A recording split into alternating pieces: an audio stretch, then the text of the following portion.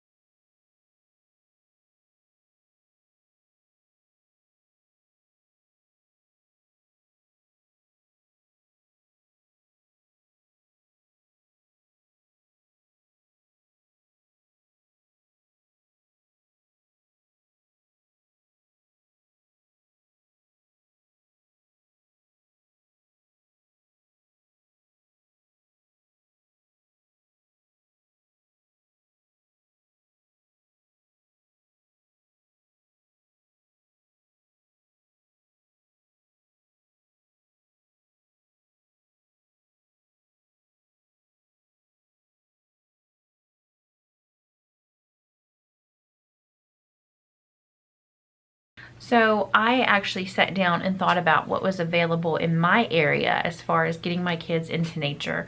Some of it might be a small park in the middle of a big city or the middle of the suburbs where there's lots of houses and cars. They can still look at the bees or the plants that are growing there. And even in our own neighborhood, just walking around, we have found tons of things that I never would have thought to come across. Over the spring, we learned a lot about death and decomposition. We found a dead mole, and the girls were so enthralled with it, they wanted to come back every day to watch it decompose. It was kind of gross and not something I would have wanted, but they were interested in it.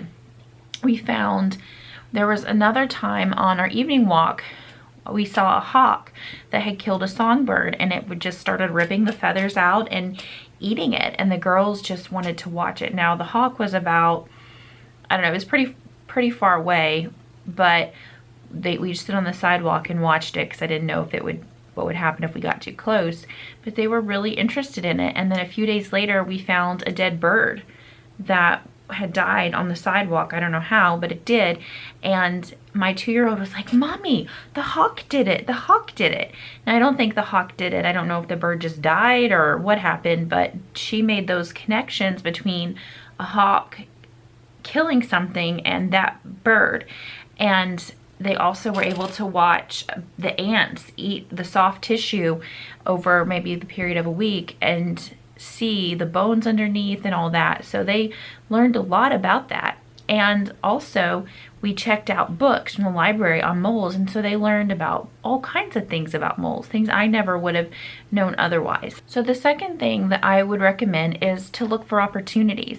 It doesn't have to be something big like a dead mole or a hawk or anything like that. You can just stop at the side of the road and point out to your children, "Look, there's bees pollinating those flowers," and just stop and observe that. We've done that so many times just with the bees pollinating, or one time we found a baby squirrel that had fallen out of its nest, and we just talked about baby squirrels and we looked at them and how they build nests in the trees. That's what we talked about, and the kids were able to learn so much just from observation of the small things instead of the big things.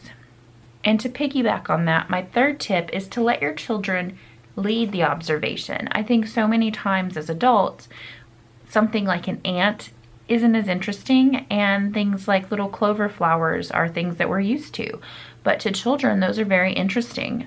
So many times my girls like to stop and just look at dead worms on the sidewalk or the ants crossing the pathway, but I'm not very interested in them, but they are, and they just want to observe. So I think letting them lead is a really important thing.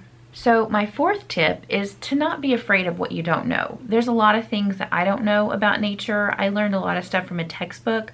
I didn't learn it hands-on, but it's pretty amazing what comes back to you from school.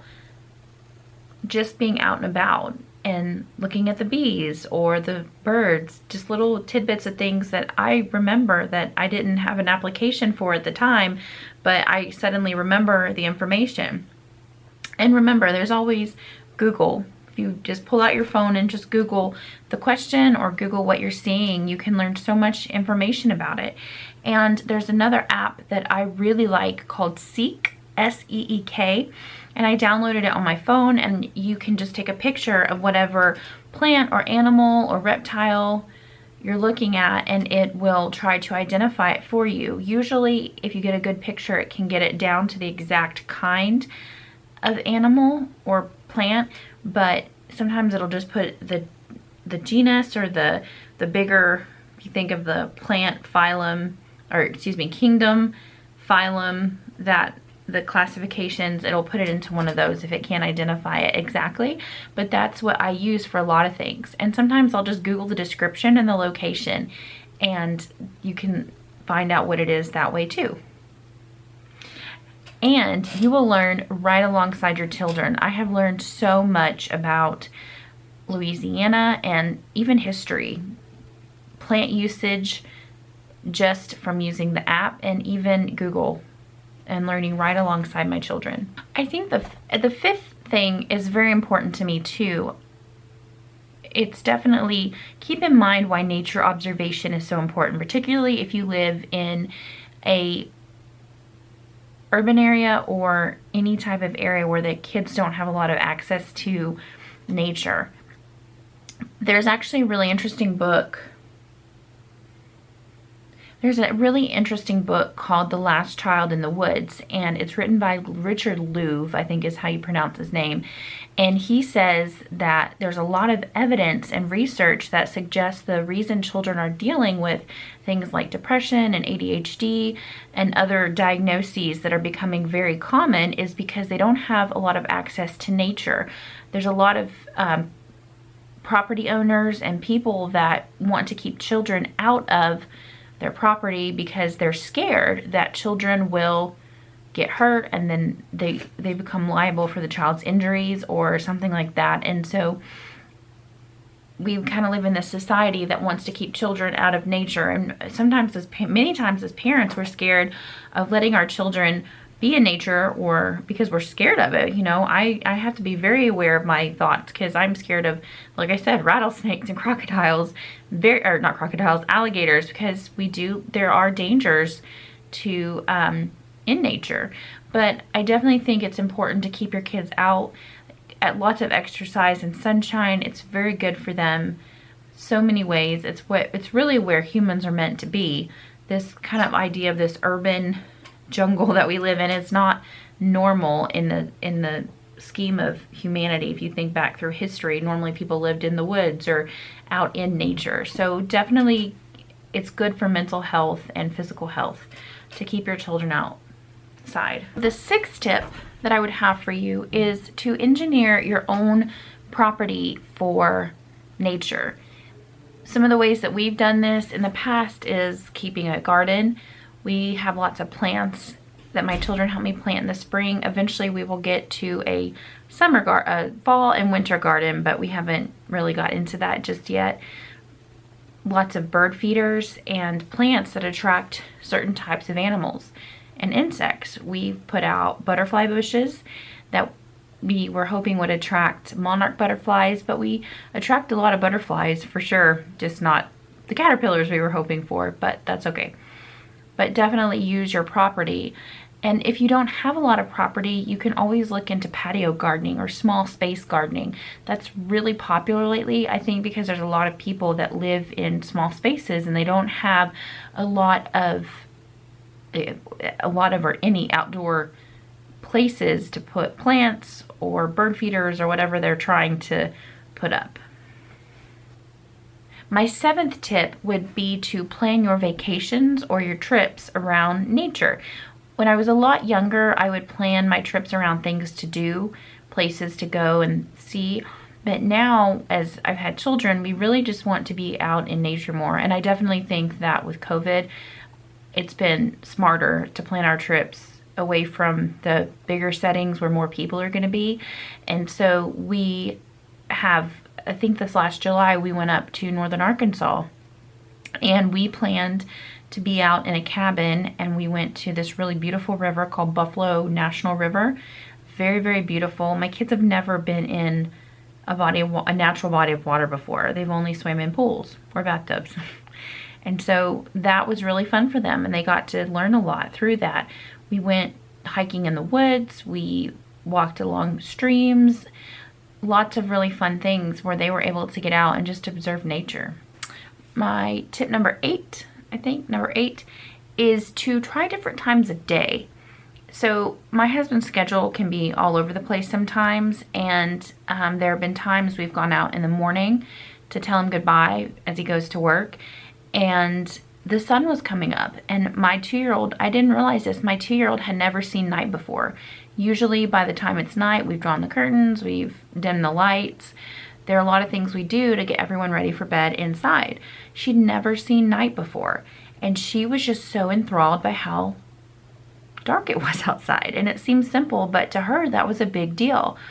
And so I thought, okay, well, the sun's coming up, let's stay out here. And she was just in love by how the sun had burned up the sky, and the sky was so many beautiful colors. And she had never experienced that before because we had always been inside during that time.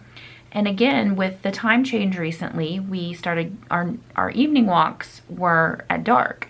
Well, thankfully we live in a decent neighborhood, so we can walk at night. And we went out, and my girls were like, look, mommy, stars. And I didn't even know we could see stars in our neighborhood, but we can, because we don't have we have lights, not a lot of it though. And then there was one really bright star, and I thought, what is that? And I Googled something like, what's going on in the sky tonight? It was Mars. And then I kept reading and found out that Saturn and Jupiter were out as well. And so we had so much to talk about on that walk. For about 45 minutes, my girls asked questions, and we just talked about the planets, and we watched some videos on YouTube when we got back. So definitely do things at different times of day, because there's always something different depending on what's going on. So my 10th step, and I think this is probably the funnest for my kids, is let your children bring home nature treasures.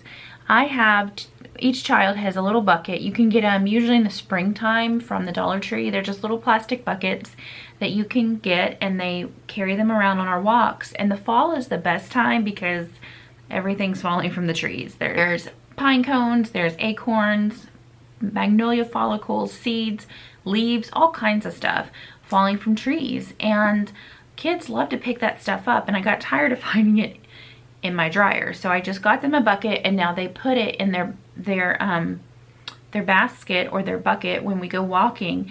And we have a little nature table. It's something that one of my neighbors threw out in their garbage, and so I brought it home and put it in our carport, and they just put all their nature treasures there. I will warn you that my kids bring a lot of stuff home, and so I have to clean it out every now and then. But in general, it's just fun for them to bring home, and you don't have to worry about them putting it in their pockets or random places that you don't want to find it later. So that's my tip, and it gives lots of really good opportunities to learn. We actually made bird feeders from some of the pine cones that my girls brought home. We just covered them in peanut butter and birdseed. I'm guessing that they've been eaten from because a lot of the birdseed is gone, but we never see birds, so I don't know. But my girls loved it. So those are my tips for finding ways to do nature study or observation in the city. If you have any of your own, let me know in the comments down below, because I'm always looking for new ways to do it. I would love to hear what you have to say. Thank you. Bye.